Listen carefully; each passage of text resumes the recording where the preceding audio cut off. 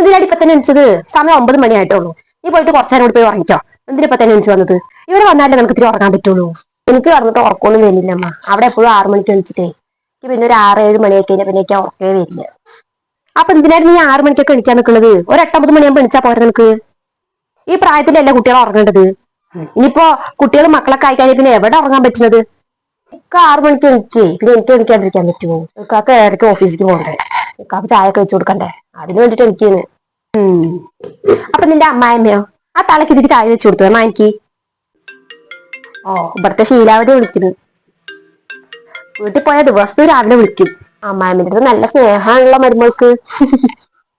എടുക്ക് മരുമകളെ മണക്കണ്ട. ഹലോ. ഓ, ഞാൻ ചായ ഒക്കെ കുടിച്ചു. നിന്റെ കുളിയൊക്കെ കഴിഞ്ഞില്ലേ? ആ, സ്വന്തം വീടാന്ന് പറഞ്ഞിട്ടേ തോന്നിയ പോലെ എനിക്കൊന്നും നിൽക്കണ്ട. ഇവിടെ എനിക്കുന്ന പോലെ 5 മണിക്കൊന്നും എണിച്ചിട്ടേ കുളിച്ച് അടുക്കള കയറിയിട്ട് ഉമ്മാനെ സഹായിക്കാൻ നോക്ക്. ആ, അവിടെ പോയിട്ട് തോന്നിയ പോലെ എണിച്ചിട്ട് മടിയും പിടിച്ചുകൊണ്ട് ഇങ്ങോട്ട് വരാൻ നിൽക്കണ്ട. പെൺകുട്ടികളായാലേ അങ്ങനെ നേരത്തെ എണിക്കണം. അല്ലാണ്ട് ഈ മൂട്ടിൽ വെയിലടിക്കുന്നവരെ കടന്ന് ഉറങ്ങാനും പറ്റില്ല. അങ്ങനത്തെ പെണ്ണുങ്ങളുള്ള വീട് നശിച്ചേ പോവുള്ളൂ.